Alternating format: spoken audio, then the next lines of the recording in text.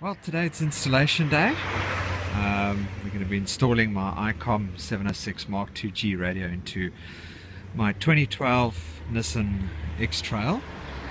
And yeah, before we commence with the installation, I thought I'd just run you by as to what we're going to be doing.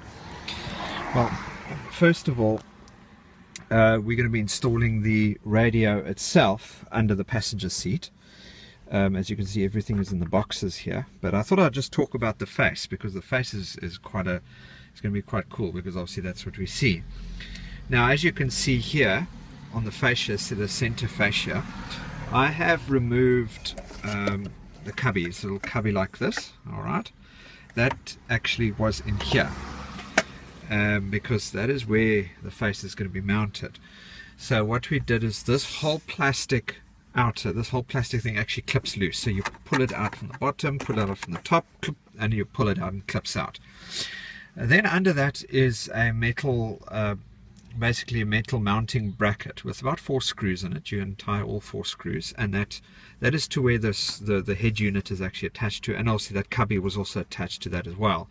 So it just took 2 screws, just one on either side, just to unscrew it, and then you just simply clip it out, and that exposed this cavity here as to where we want the face mounted. So what I did was I got this, I had this piece of wood cut. As you can see, it's in the same dimensions as the basically as the standard for car head units. So 50 mils by 180 mils, and then I gave it a depth of 100 mils. When I mounted this in this cavity, there was still about a gap this much between the edge of the fascia. So in other words, I couldn't actually mount the head because I've also got a mounting bracket on the radio, a small mounting bracket which I'm going to be screwing on to actually slide the face onto. So what I actually did was I found a piece of wood in the garage. I had it cut to this dimension, and basically it's a little bit smaller than, so you can see there's a little gap. You can see there's a gap on the side there. It's a bit difficult to see because of the black and black on black, but there's basically a gap there. So the idea is that this protrudes sort of very much level to the actual fascia itself, the plastic, and that's on which we're going to put the mounting bracket on, and that's where the face of the radio is actually going to be connected onto. So if I actually open the box here, I want to actually open this because I want to show you what everything looks like. Right, we've got the face. So if we open up the face here, come on, there we go. Alright, that's the face of the radio. Alright, so now as you can see, it's thin, it's nice. So the idea is that it would slide on, be placed here, around about there. So of course it gives me easy access to tune and to see the frequencies and so forth. Cool thing about this radio, it's HF, VHF and UHF, so I'll be able to communicate on all bands from anything from 160 meters all the way up to 70 centimeters.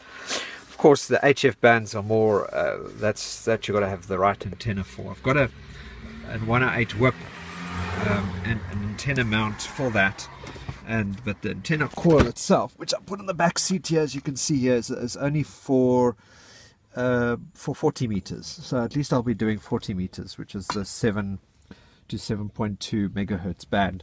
And then as you can see, this bracket here, this is going to be mounted onto the tow bar. So you can see there's the mounting screw, this here, and this goes onto the tow bar, and then basically this coil, it screws in over there. I took it off because I need to replace the bolt, which I haven't actually managed to do yet.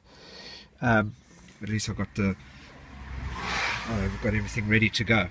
Right, if I now look at the radio, let me just pull out, okay, I've pulled out the accessory box here. So let's open it up here. I've got to balance everything here. Oh, we go. Alright. Now the mounting bracket that I was talking about earlier is this. Alright, so you can see there. Alright, this is what is going to be put onto that. Okay, so you can see there. It's going to be fastened there, and that's on which the radio will, the actual face will slide on. So let's pop that back in the box. go. Alright. And of course within we've got our separation cable, so we can actually link the face up to the actual radio, the transceiver itself. I've got the speaker, of course the PTT, there's a power cable here already. Okay, that's the one part of the power cable. Alright, I'm just going to close it all up there. Now what we've already done is we've already run power from the battery itself.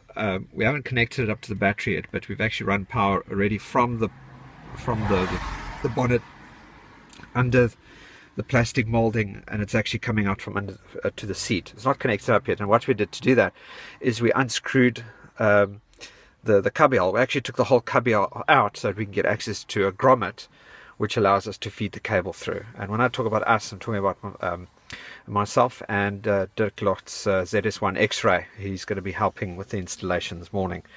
We actually are going through to his place, and we're going to do the installation there, since he's got all the tools and whatever we need. So yeah, exactly. And then obviously in the box here you can see this is the main radio unit, and as I said, that's going to go, this is a mounting bracket. This what's in this box here. Let me just open it up here. Okay, well, okay, there's a bit of screws here, but yeah, there's the mounting bracket, and that's going to be screwed onto this platform here, to this piece of wood. And then under the wood we're going to put some Velcro, so that this wood doesn't slide around under the passenger seat. And believe me, it sticks. Wow, it really does stick. So that's quite cool. So the radio unit on the mounting bracket onto this wood that goes under the seat. We're going to run coax. Let me just go out through the back. Let's go here. Okay, so if we go to the rear of the vehicle, we plan to put the VHF UHF antenna here. So it's going to be mounted onto the hatch, so that when you open the hatch, the antenna goes up with it, which is quite cool. And then the HF antenna, as you can see, this comes off, and you can see those two holes there on which that mounting bolt bracket is going to be bolted onto, and then the antenna will come up here, and then the 108 whip actually just slides in and you fasten it. So yeah, that's basically in a nutshell that involves the installation. Yeah, there we go. Alright folks, we're back, and this is a couple of weeks later actually, and thought I'd just show you what the installation looks like, the radio, how we installed it. You get in the car here, and there you go, there's the beauty, the Icom 706mk2g. And it really Dirk did an awesome job with this. Really, it was really cool. So let's slide the face off. Oh, there we go. There you can see the mounting bracket and the piece of wood that I showed you in the previous clip, and everything nicely screwed in and installed. And I must say, this thing is solid, really solid. There we go, back in.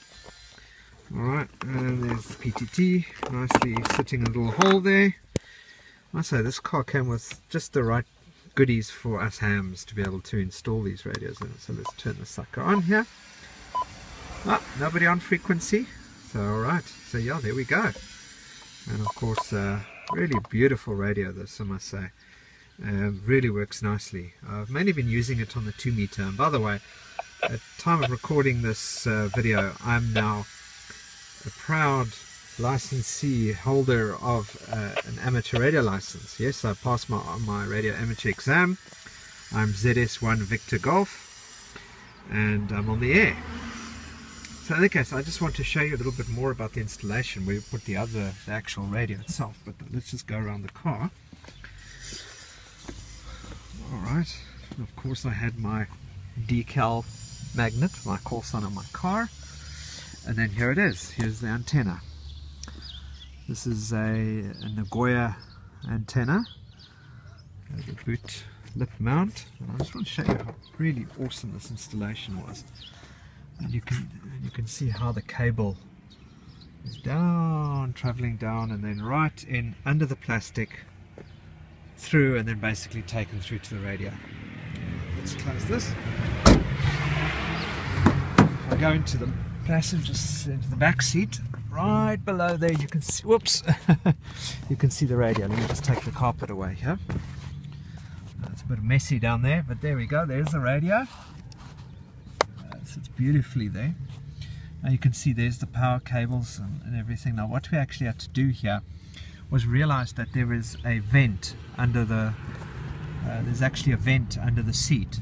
So we just took 2 pieces of wood here and screwed them on and basically raised the whole radio, and it's really nicely put in. I should actually fold the seat or push the seat forward so you can actually see. But yeah, there we go, you can see the power cable plugged in and antennas there and everything. Alright, let's pop that back there. Okay, and if we go to the basically the driver's chair, but basically all the wiring is running under under these plastic moldings here. Everything is running, so all the wires are concealed. Really awesome installation. Now the HF side haven't really, we found that the resonator is not resonating. We actually attached it to an antenna analyzer and just found it was not resonating at you know, the correct SWR and all that, so we suspect it might be damaged. In any case, when you shake it you can hear something is loose, so that's going to be replaced soon. In any case, there you go, some good roundup of my 706 mk2g, the installation and the aftermath thereof.